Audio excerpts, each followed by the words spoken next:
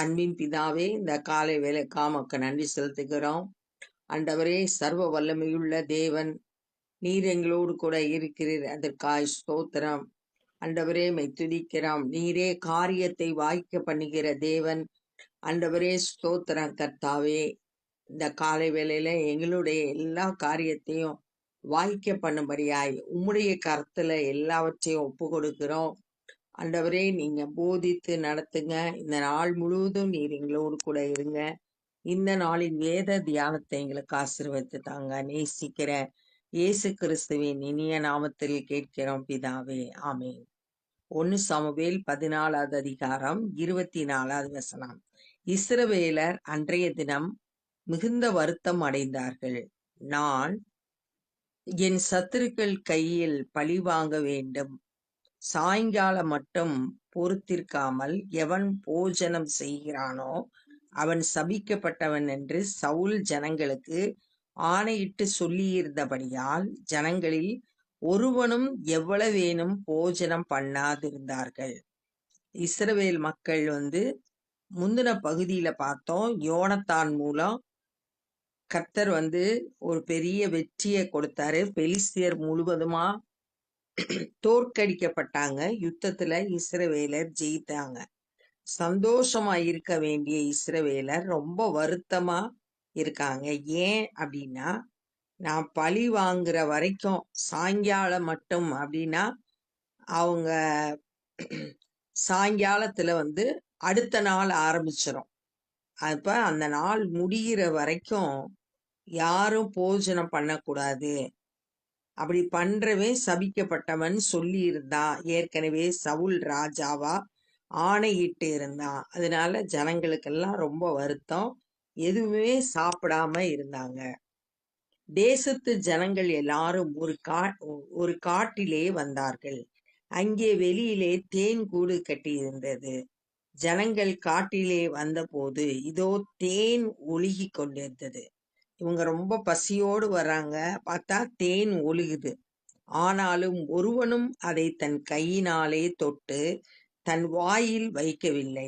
ஜனங்கள் அந்த ஆணையின் நிமித்தம் பயப்பட்டார்கள். ரொம்ப ராஜாவுக்கு பயந்ததுனால, அவன் ஆணையிட்டதுனால யாரும் அதை தொட்டு வாயில வைக்கல அந்த தேனை. யோனத்தான் தன் தகப்பன் ஜனங்களுக்கு ஆணையிட்டதை கேள்விப்படவில்லை.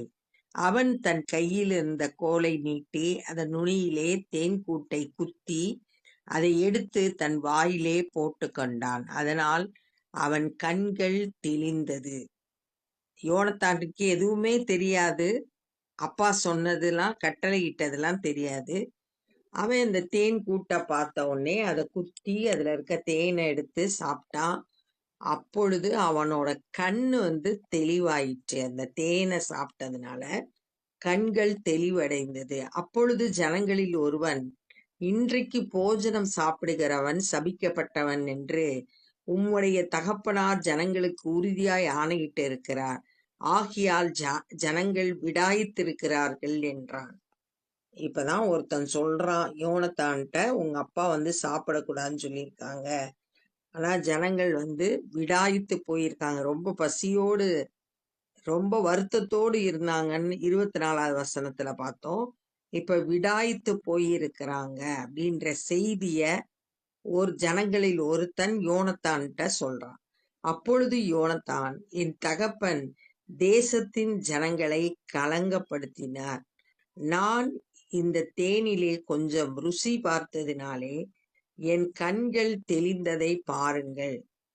எங்க அப்பா தான் இந்த கலக்கத்தை உங்க மத்தியில ஒரு குழப்பத்தை ஏற்படுத்தி இருக்கிறாரு.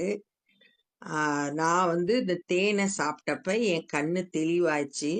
இன்றைய தினம் ஜனங்கள் தங்களுக்கு அகப்பட்ட தங்கள் சத்துருக்களின் கொள்ளையிலே ஏதாகிலும் புசித்திருந்தால் எத்தனை நலமாயிருக்கும். பெலிஸ்தருக்குள் உண்டான சங்காரம் மிகவும் அதிகமாயிருக்குமே என்றான். இன்னைக்கு சத்ருக்களை கொள்ளையடிச்சிருந்தா எவ்வளவு நலமாய் இருந்திருக்கும். அதனால பெலிஸ்தர்கள் மத்தியில அதிகமான அழிவு ஏற்பட்டிருக்கும் அப்படின்னு சொல்லிட்டு இவ வருத்தத்தோடு சொல்றான். அவர்கள் அன்றைய தினம் மிக்மாஸில் இருந்து ஆயிலோன் மட்டும் பெலிஸ்தரை முறியடித்த போது ஜனங்கள் மிகவும் விடாய்த்திருந்தார்கள். வெற்றி பெற்றாங்க. ஆனா அவங்க விடாய்த்து போய் சாப்பாடு எதுவும் சாப்பிடாதனால விடாய்த்து போய் சோர்ந்து போய் பலவீனப்பட்டு இருந்தாங்க. அப்பொழுது ஜனங்கள் கொள்ளையின் மேல் பாய்ந்து ஆடுகளையும் மாடுகளையும் கன்று குட்டிகளையும் பிடித்து தரையிலே போட்டு அடித்து இரத்தத்தோடும் புசித்தார்கள். இப்ப யோனத்தான் சொன்ன உடனே எங்க அப்பா செய்ததுதான் தவறு அப்படின்ற மாதிரி சொன்ன உடனே இவங்க என்ன செய்ய ஆரம்பிச்சிட்டாங்கன்னா, அந்த பெலிஸ்தரோட ஆடு மாடு கன்றுக்குட்டி இதெல்லாம் பிடிச்சு அடிச்சு இரத்தத்தோடு புசித்தார்கள் அப்படின்னு சொல்லியிருக்கு. ஆனா ஆண்டவர் உங்களுக்கு கொடுத்த கட்டளை எதையும் இரத்தத்தோடு புசிக்க கூடாது. லேவியராகமம் 7வது அதிகாரம் 26வது வசனம். உங்கள் வாசஸ்தலங்களில் எங்கும் யாதொரு பறவையின் இரத்தத்தை ஆகிலும் யாதொரு மிருகத்தின் இரத்தத்தையாவது புசிக்கலாகாது. புசிக்க கூடாதுன்னு அழகா சொல்லி இருக்காரு. ஆனா இவங்க இரத்தத்தோடு புசித்தாங்க. அப்பொழுது இதோ இரத்தத்தோடு இருக்கிறதை புசித்ததினாலே ஜனங்களுக்குள் கர்த்தருக்கு இயலாத பாவம் செய்கிறார்கள் என்று சவுலுக்கு அறிவித்தார்கள். இரத்தத்தோடு புசிக்க கூடாதுன்னு ஆண்டவர் சொல்லியிருக்காரு. இவங்க இரத்தத்தோடு புசித்த விஷயம் சவுலுக்கு அறிவிக்கப்பட்டது. அவன், நீங்கள் துரோகம் பண்ணினீர்கள், இப்பொழுதே ஒரு பெரிய கல்லை என்னிடத்தில் உருட்டி கொண்டு வாருங்கள். நீங்கள் ஜனங்களுக்குள்ளே போய் இரத்தத்தோடு இருக்கிறதை சாப்பிடுகிறதுனாலே கர்த்தருக்கு இயலாத பாவம் செய்யாதபடிக்கு அவரவர் தங்கள் மாட்டையும் அவரவர் தங்கள் ஆட்டையும் என்னிடத்தில் கொண்டு வந்து இங்கே அடித்து பின்பு சாப்பிட வேண்டும் என்று சொல்லி அவர்களுக்கு சொல்லுங்கள் என்று கட்டளையிட்டான். ஏன் இரத்தத்தோடு புசிச்சீங்க அப்படின்னு கேட்டுட்டு ஒரு கல்லை எடுத்துட்டு இந்த மாட்டை ஆட்டை நான் அடிச்சு தரேன், அதுக்கப்புறம் நீங்க அதை சாப்பிடலாம். ஆகியால் ஜனங்கள் எல்லாரும் அவரவர் தங்கள் மாடுகளை அன்று ராத்திரி தாங்களே கொண்டு வந்து அங்கே அடித்தார்கள். தங்களோட மாட்டை தாங்களே கொண்டு வந்து அங்க அடித்தார்கள். கல்லை உருட்டிட்டு கொண்டு வச்சு அதுல வச்சு அடிச்சாங்க. பின்பு சவுல் கர்த்தருக்கு ஒரு பலிபீடத்தை கட்டினான். அது அவன் கர்த்தருக்கு கட்டின முதலாவது பலிபீடம். கர்த்தருக்கு பலி செலுத்தும்படியா முதல்ல சவுல் இந்த இடத்துலதான் பலிபீடம் கட்டினான். அதற்கு பின்பு சவுல், நாம் இந்த ராத்திரியிலே பெலிஸ்தியரை தொடர்ந்து போய் விடியற்காலம் வெளிச்சமாகும் மட்டும் அவர்களை கொள்ளையிட்டு அவர்களில் ஒருவனையும் மீதியாக வைக்காதிருப்போமாக. சவுல் சொல்றாரு, நம்ம பெலிஸ்தியரை தொடர்ந்து போய் கொள்ளையிட்டு ஒருத்தரை மீதியா வைக்க கூடாது அப்படின்னு சொன்னாங்க. அப்போ அதற்கு அவர்கள், உம்முடைய கண்களுக்கு நலமானபடியெல்லாம் செய்யும் என்றார்கள். எது எது சரியா இருக்கோ அதன்படியெல்லாம் செய்யுங்க. ராஜாவுக்கு அப்படியே கீழ்ப்படுகிறாங்க இஸ்ரவேல் மக்கள். ஆசாரியனோ, நாம் இங்கே தேவ சந்நிதியில் சேர கடவோம் என்றான். இது சவுல் அரசியல் தலைவனா இருக்கான். ஆனா ஆவிக்குரிய தலைவன் ஆசாரியர்கள், பிரதான ஆசாரியன் தான் ஆவிக்குரிய தலைவர்கள். இந்த ஆவிக்குரிய தலைவன் சொல்றான், என்ன சொல்றான்னா, நீங்க யுத்தத்துக்கு போறதுக்கு முன்னாடி கர்த்தருடைய சந்நிதியில ஜெபிக்கணும் அப்படின்றத சொல்றான். அப்படியே பெலிஸ்தியரை தொடர்ந்து போகலாமா, அவர்கள் இஸ்ரவேலின் கையில் ஒப்பு கொடுப்பீரா என்று சவுல் தேவனிடத்தில் விசாரித்தான். அந்த ஆசாரியன் சொன்ன வார்த்தையை கேட்ட பிறகு சவுல் தேவனிடத்துல விசாரிக்கிறான். 2 கேள்வி கேட்கிறாங்க. பெலிஸ்தியரை தொடர்ந்து போலாமா, எங்களுக்கு வெற்றி கிடைக்குமா அப்படின்னு கர்த்தருடைய சந்நிதியில ஜெபம் பண்றாங்க. அந்த நாளிலே அவனுக்கு மறு உத்தரவு அருளவில்லை. ஆனா ஆண்டவர் பதிலே சொல்லல அந்த ஜெபத்துக்கு. அப்பொழுது சவுல் ஜனத்தின் தலைவர்களே, நீங்கள் எல்லாரும் இங்கே சேர்ந்து வந்து, இன்று இந்த பாவம் எதினால் உண்டாயிற்று என்று பார்த்தறியுங்கள். தலைவர்களை கூப்பிட்டு பேசுறான். ஏதோ பாவம் பண்ணியிருக்கோம், அதனாலதான் கர்த்தர் நம்ம கூட பேச மாட்டாங்க, பேசல, அதனால ஆராய்ந்து பாருங்கள் அப்படின்னு சொல்றான். நம்மளும் கூட அப்பப்ப நம்மள ஆராய்ந்து பார்க்கணும். ஆண்டவருக்கு பிரியமா நம்ம வாழ்க்கை இருக்கா, ஏதாவது வழி விலகி செல்றோமா அப்படின்னு ஆராய்ந்து பார்த்து கர்த்தரிடத்துல மனம் திரும்புறவங்களா இருக்கணும். இங்க சவுல் அதைத்தான் செய்யறாரு.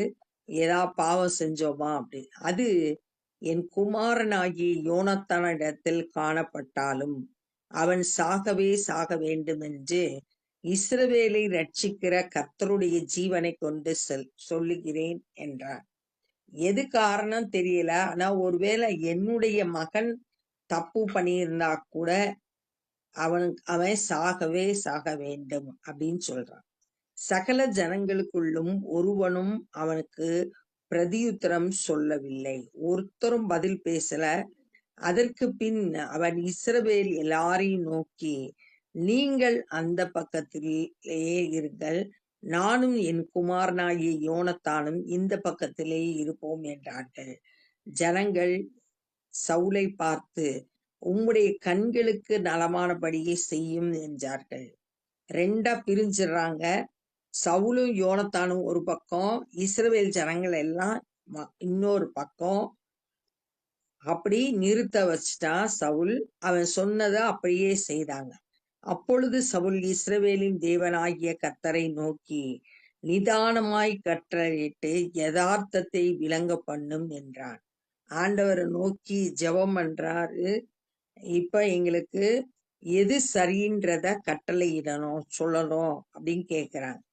என்ன கேட்டாங்க அப்படின்னு சொல்லிட்டு 37வது வசனத்துல, பெலிஸ்தியரை தொடர்ந்து போலாமா, எங்களுக்கு வெற்றியை தருவீங்களா, அதுதான் அவங்களோட விண்ணப்பமா இருந்தது. அப்பொழுது யோனத்தான் மேலும் சவுலின் மேலும் சீட்டு விழுந்தது, ஜனங்களோ தப்பினார்கள். இப்ப யாருனால இந்த பாவம் வந்துச்சு அப்படின்னு சொல்லிட்டு கேட்கும்போது, ஏன் ஆண்டவர் பதில் சொல்லல, நம்ம கேட்டதுக்கு ஏன் பதில் சொல்லல அப்படின்றப்ப, யார் பாவம் செய்ததுன்னு போடும்போது யோனத்தானும் சவுலும் மேலும் விழுந்தது சீட்டு. பழைய பாட்டு நாட்கள்ல ஊரின் தும்மிம் அப்படின்னு சொல்லிட்டு 2 கல் இருக்கும். 2 கல்லும் வேற வேற கலர், ஒன்னு லைட் கலர், ஒன்னு டார்க் கலர். இது ஆசாரியனுடைய ட்ரெஸ்ல வச்சிருப்பாங்க. அதை எடுத்து உருட்டி போடும்போது ஆண்டவருடைய ஆலோசனை அதுல விழுகும். சீட்டு போடுறது அதான். யாத்திராகமம் 28வது அதிகாரம் 30வது வசனம், என்னாகமம் 27வது அதிகாரம் 21வது வசனம். உருட்டி போடும்போது சரியா தவறா, போலாமா போ வேண்டாமா அப்படின்றத அந்த இது காட்டி கொடுத்துரும். என்ன எது சரியானதுன்றத காட்டி கொடுத்துரும். அப்ப சீட்டு போடுறாங்க, யார் மேல விழுந்துச்சு அப்படின்னு கேட்கும்போது யோனத்தான் மேலும் சவுல் மேல சீட்டு விழுந்துச்சு. ஜனங்களோ தப்பினார்கள். ஒரு பக்கம் யோனத்தானும் சவுலும், மற்றொரு பக்கம் ஜனங்கள் இப்ப தப்பிச்சிட்டாங்க. எனக்கும் என் குமாரனாகிய யோனத்தானுக்கும் சீட்டு போடுங்கள். அடுத்த ஸ்டெப்புக்கு வராங்க. சவுல் தப்பு பண்ணாரா, யோனத்தான் தப்பு பண்ணாரா அப்படின்னு முடிவெடுக்கிறதுக்கு மறுபடியுமா சீட்டு போடுறாங்க. அப்ப யோனத்தான் மேல் சீட்டு விழுந்தது. யோனத்தான் தான் அப்படின்றத கண்டுபிடிச்சாங்க. அப்பொழுது சவுல் யோனத்தானை பார்த்து, நீ செய்தது என்ன, எனக்கு சொல் என்று கேட்டான். அதற்கு யோனத்தான், என் கையில் இருக்கிற கோலின் நுனியிலே கொஞ்சம் தேன் எடுத்து ருசி பார்த்தேன், அதற்காக நான் சாக வேண்டும் என்றான். என்ன பண்ணுனன்னு கேட்டப்ப, தேன் எடுத்து சாப்பிட்டேன் அப்படின்னு சொல்லிட்டு உண்மைய சொல்லிடுறான். நீ அதற்காக நான் சாக வேண்டும் என்றான். ஏன்னா கட்டளையிட்டதை யார் சாப்பிட்றாங்களோ அவங்க சாகணும். அதனால இவன் சொல்றான், அதற்காக நான் சாக வேண்டும். அப்பொழுது சவுல், யோனத்தானே, நீ சாகத்தான் வேண்டும், இல்லாவிட்டால் தேவன் எனக்கு அதற்கு சரியாகவும் அதற்கு அதிகமாகவும் செய்ய கடவர். நீதான் தப்பு பண்ணியிருக்க, அதனால நீ சாகணும் அப்படின்னு சொல்லிட்டு சொல்றான். ஜனங்களோ சவுலை நோக்கி, இஸ்ரவேலிலே இந்த பெரிய ரட்சிப்பை செய்த யோனத்தான் கொலை செய்யப்படலாமா? அது கூடாது. இவ்வளவு பெரிய ரட்சிப்பை அப்படின்றப்ப யோனத்தானும் ஆயுததாரியும் மட்டும்தான் முதல்ல போய் பெலிஸ்தியரை எதிர்த்தாங்க. அந்த பெலிஸ்தியரோட ஜெயிச்சதுக்கு அடிப்படையான காரணமே யோனத்தான் தான். அதனால யோனத்தான் கொல்லப்படக்கூடாது. அவன் தலையில் இருக்கிற ஒரு மயிரும் தரையிலே விழப்போகிறதில்லை என்று கர்த்தருடைய ஜீவனை கொண்டு ஆணையிட்டு சொல்லுகிறோம். எல்லாம் உறுதியா இருந்தாங்க. ஒரே மனதா சொன்னாங்க. தலையில இருக்க ஒரு முடி கூட கீழே விழாது அப்படின்னு சொல்லிட்டு உறுதியா இருந்தாங்க. தேவன் துணை நிற்க அவன் அன்று காரியத்தை நடப்பித்தான் என்றார்கள். ஜனங்கள் எல்லாம் சொல்றாங்க, கர்த்தர் அவனுக்கு உதவி செய்ததுனாலதான் இந்த வெற்றியை பெற்றான். அப்படியே யோனத்தான் சாகாதபடிக்கு ஜனங்கள் அவனை தப்புவித்தார்கள். ஜனங்கள் யோனத்தானுக்கு சார்பா இருந்து அவனுக்கு தப்புவித்தார்கள். சவுல் பெலிஸ்தியரை தொடராமல் திரும்பி விட்டான். பெலிஸ்தியரும் தங்கள் ஸ்தலத்துக்கு போய்விட்டார்கள். சவுல் தான் இடத்துக்கு போயிட்டான், பெலிஸ்தியர் அவங்க இடத்துக்கு போயிட்டாங்க. அப்படி அதோட அவங்க இடத்துக்கு போறத பாக்குறோம். அப்ப இந்த நாள்ல என்ன கற்றுக்கொண்டோம் அப்படின்னா, யுத்தத்துல வெற்றி பெற்று திரும்புறப்ப ஜனங்கள் சாப்பிடாதனால மிகுந்த வருத்தத்தோடு இருந்தாங்க. ஏன்னா சவுல் அவங்களுக்கு கட்டளையிட்டு இருந்தான் எதையும் சாப்பிடக்கூடாதுன்னு. ஆனா வர்ற வழியில தேன் கூட்டுல இருந்து தேன் ஒழுகிட்டு இருந்தது. யோனத்தான் அதை சாப்பிட்டான். அப்ப மற்றவங்க எல்லாம் அந்த ஜனங்கள்ல இருக்க அவன் கண் தெளிவானது. ஜனங்கள்ல ஒருத்தன் சொன்னா, உங்க அப்பா சாப்பிடக்கூடாதுன்னு சொன்னதுனால ஜனங்கள் சாப்பிடாம சோர்ந்து போய் இருக்கிறாங்கன்னு சொன்ன உடனே, எங்க அப்பா உங்களை கலங்க பண்ணிட்டாரு. நீங்க தேனை சாப்பிட்டு இருந்தா உங்க கண் தெளிவா இருந்திருக்கும் அப்படின்னு சொல்லிட்டு சொன்ன உடனே இந்த ஜனங்கள் எல்லாம் எதிரிகளோட ஆடு மாடுகளை அடிச்சு ரத்தத்தோடு புசித்தாங்க. அந்த விஷயம் சவுலுக்கு அறிவிக்கப்பட்டுச்சு. இந்த பாவம் நீங்க பாவம் செஞ்சதுனால உங்க மாடு ஆடை கொண்டு அடிக்கணும்னு சொன்னா, சவுல் கர்த்தருக்கு ஒரு பலிபீடம் கட்டி பலி செலுத்தினா. சவுல் ஜனங்களை பார்த்து, நம்ம பெலிஸ்தியரை பின்தொடர்ந்து போய் அங்க அவங்கள அழிச்சிட்டு வந்துருவோம் அப்படின்னு சொல்லிட்டு கொள்ளையிட்டுட்டு வந்துருவோம் அப்படின்னு சொல்றான். அப்ப ஆசாரியன் சொல்றான், இல்ல கர்த்தருடைய சந்நிதியில போய் அவருடைய ஆலோசனை கேட்கணும் அப்படின்னு சொன்ன உடனே அங்க போய் கேக்குறாங்க. அப்படி கேட்கும்போது சவுலும் யோனத்தானும் ஒரு பக்கம், ஜனங்கள் எல்லாம் ஒரு பக்கம் நின்னாங்க. அதுல சவுல் யோனத்தான் பக்கம் விழுந்துச்சு. மறுபடியுமா சீட்டு போட்டு பார்க்கும்போது யோனத்தான் பக்கம் வந்துச்சு. உடனே சவுல் சொன்னா, நீ என்ன தப்பு பண்ண அப்படின்னு கேக்குறப்ப, நான் தேனை சாப்பிட்டேன் அப்படின்னு சொன்னா, நீ சாகணும், ஏன்னா கட்டளைக்கு மீறினதுனால நீ சாகணும்னு சொல்லும்போது ஜனங்கள் எல்லாம் யோனத்தானுக்கு சப்போர்ட்டா இருந்து அவன் தலையில இருக்க ஒரு முடி கூட கீழே விடாது, ஏன்னா கர்த்தர் அவனுக்கு துணையா இருந்து இவ்வளோ பெரிய காரியத்தை செய்திருக்கிறார் அப்படின்னு சொல்லிட்டு யோனத்தானுக்கு சப்போர்ட்டா ஜனங்கள் நின்னதை பார்த்தோம். இஸ்ரவேல் மக்கள் தங்களோட இடத்துக்கு போயிட்டாங்க. பெலிஸ்தியர் அவங்க இடத்துக்கு போயிட்டாங்க. யுத்தம் அன்னைக்கு நடைபெறல, அதோட முடிந்தது அப்படின்றத பார்த்தோம். இப்பொழுதும் நம்ம ஜெபம் பண்ண போறோம். அன்பின் பிதாவே, இந்த நாள்ல ஆண்டவரே, ஜனங்கள் ஆண்டவரே யோனத்தான் பக்கத்துல நின்று ஆண்டவரே அவனுக்கு ஏற்பட்ட ஆபத்திலிருந்து பாதுகாத்ததை தியானித்தோம். ஆண்டவரே ஸ்தோத்திரம் கர்த்தாவே, நீ துணையா இருந்து யோனத்தானுக்கு வெற்றியை கொடுத்தீர் என்பதை நாங்கள் தியானித்தோம். ஆண்டவரே, நாங்களும் கூட உம்மை சார்ந்து உம்முடைய சித்தத்தை செய்கிறவர்களாய், உம்முடைய திட்டத்தை அறிந்து செயல்படுகிறவர்களாய் எங்களை ஒப்பு கொடுக்கிறோம். இந்த நாள்ல சுவிசேஷ பணி செய்கிறவங்களை பயன்படுத்துங்க ஆண்டவரே. நாங்களும் உடைய ஊழியத்திலே எங்களால் இயன்றதை செய்ய கிருபை தந்து வழி நடத்துங்க. நேசிக்கிற இயேசு கிறிஸ்துவின் இனிய நாமத்தில் கேட்கிறோம் பிதாவே, ஆமென். என் ஆத்துமாவே கர்த்தரை ஸ்தோத்திரி, என் முழு உள்ளமே பரிசுத்த நாமத்தை ஸ்தோத்திரி. என் ஆத்துமாவே கர்த்தரை ஸ்தோத்திரி, கர்த்தர் செய்த சகல உபகாரங்களை மறவாதே. ஆமென். God bless you.